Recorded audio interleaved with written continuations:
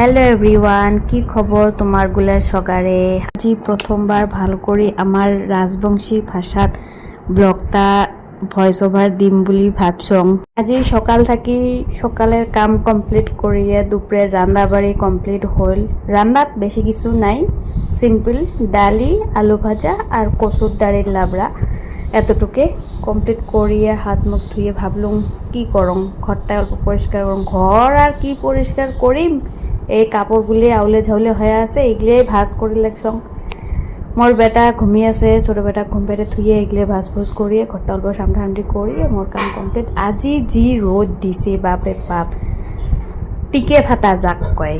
এই রোদত শোক কাপড় সমস্ত যত আছে বালুস ঠালুস এই মোর বেটা দুইটি মুতিয়ে নই সন্না করছে। এগুলো শুকিত ঠুকিত দেওয়া হল, মোর শ্বশুরি মাও মই এগুলো দেওয়া দেওয়ি করলাম।